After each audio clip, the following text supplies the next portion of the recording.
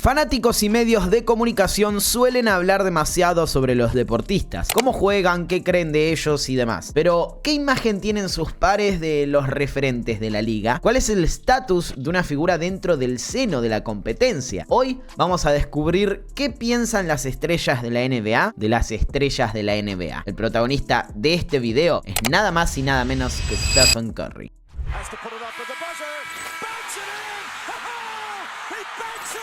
Steph Curry es uno de los jugadores más importantes en la historia de la NBA, porque para muchos, me incluyo, entra en la lista de los 10 mejores de todos los tiempos, porque ha sido una de las principales referencias de su generación, pero más importante que nada porque ha cambiado la forma de jugar a este deporte. El básquet tal y como lo conocemos se explica antes y después de Curry, y como toda figura revolucionaria se ha hablado, se habla y se hablará mucho de él. Ha recibido elogios y también críticas. Ha tenido adoradores y haters. Y en este video vamos a repasar lo que dicen de él sus pares, las figuras de la NBA. Comencemos por los jugadores actuales. People would clear their benches with a 17-point lead in the fourth and 9 minutes to go. For sure. You can't do that anymore. You can't do that anymore. You know why?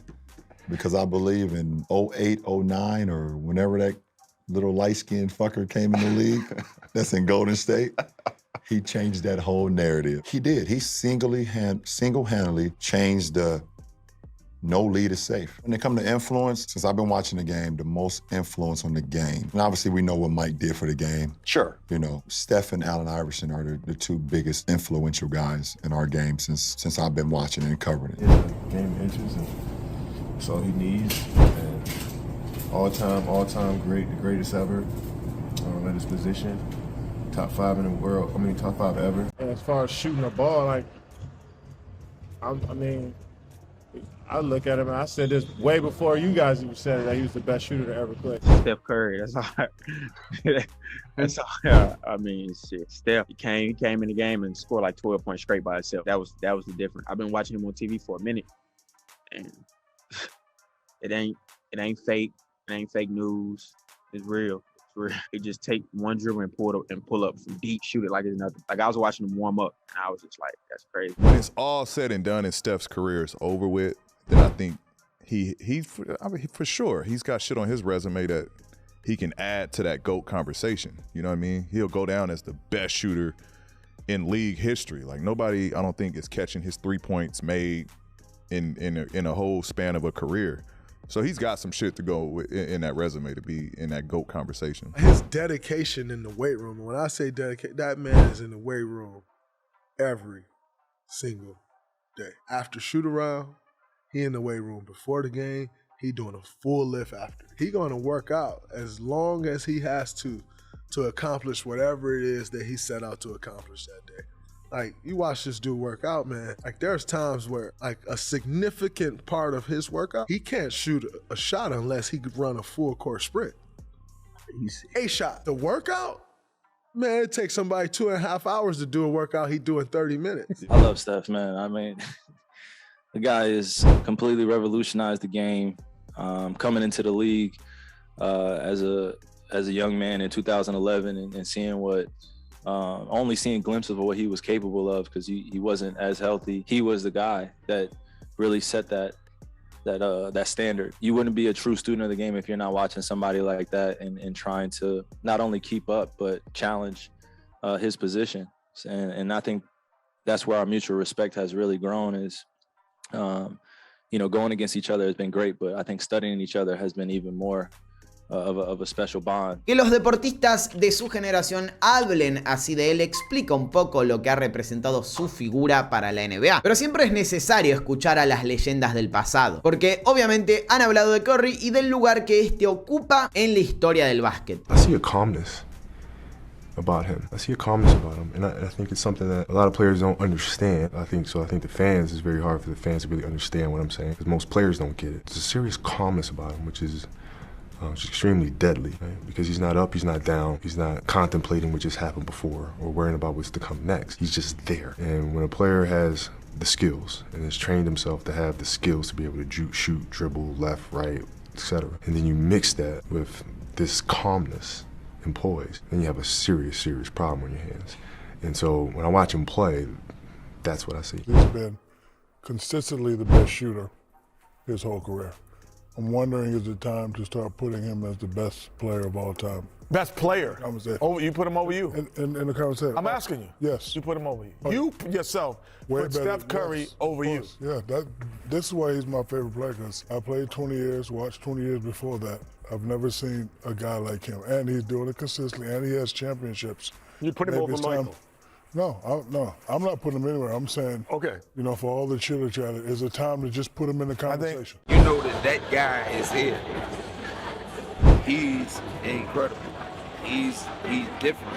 Me being the biggest Michael Jordan fan, to see somebody come around like this, like I have my idea of me being incredible. You know what I mean? But this dude right here, like, it's different. It's a whole different monster. Fuck best shooter, fuck best point. He's the greatest. He's one of the greatest players that ever graced this game.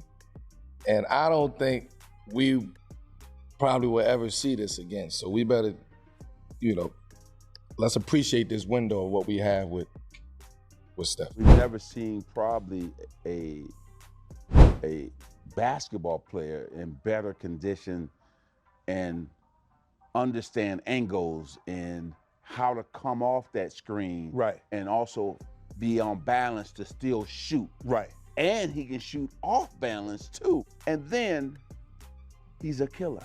See, people look at the smile, just like they looked at me with my smile. Right. Oh, I'm gonna kill you. Right. He showed him, he said, no, I'm not. I'm not soft, and I'm here to show you. I love Steph because he's changed the game in his way. Right. I love him on the court, but I love him off the court as well. This is maybe the premier shooter I've ever seen in my life. And the thing that makes him unique, he doesn't really play the game with finesse or force. You're around him, he's a normal sized guy. But he is really a competitor. And the other thing is he's a shot maker. To be around him has been a great thrill for me, to see a kid who's this good, this unassuming, this grounded, and you walk in the locker room with him, you don't know that this is a two-time MVP. Back-to-back years. You don't even know that. I'd say freak of nature. I mean, I've never seen that. I'll never think you would ever see anybody shoot like that again. I mean, it's unbelievable. Yeah. I mean, he's just, you know, way back behind the three-point line, and he just gets it, and he just, you know, I mean, God. We all take him for granted because he's brilliant night after night, and we've been watching this for 10 years, and we just, you know, you just have to remind yourself every once in a while, big picture. This is one of the great players in the history of the game. But that's how I felt, you know, back when in my playing days, you know, with Michael Jordan. You'd see it night after night, so you just took it for granted. So that's how it is with Steph. It's over and over and over again. And the resilience and the work that goes into that, and the focus, it's incredible to watch. Mount Rushmore, make room. You know, I feel that Steph Curry should not be out of the conversation to join that Mount Rushmore. Even though everybody out there is trying to be like Steph Curry, no one is coming close to being like Steph Curry still. And so, man, I'm just loving that I'm a fan at this time, and I'm able to sit back and watch this man's greatness because it's beautiful. It's like watching MJ as a kid. Stephen Curry has taken shooting in the art form of it and moving without the ball to a different level. The first thing kids do, they know they can't dunk and fly like Michael Jordan, but they all believe they can shoot like Stephen Curry. And that's the first thing they do, is start hoisting up threes to try and be like their hero, Stephen Curry. So you have heroes to most in Michael Jordan, and you have a lot of heroes in Stephen Curry. I see the comparison. Pero anteriormente dije que también había haters. O quizás no haters del todo, pero sí detractores. O gente que no terminó de entender lo que es Curry y lo que representa su legado. Así como hay fanáticos que entran en cada uno de esos catálogos, también comparten la lista de deportistas del pasado y del presente. They've forgotten about anything that does not say 3 points on it. And I gotta go across the bay and slap Steph Curry for changing everybody's mind about how to play the game. He's not a generational talent. Wemby is a generational person. That is a generational talent.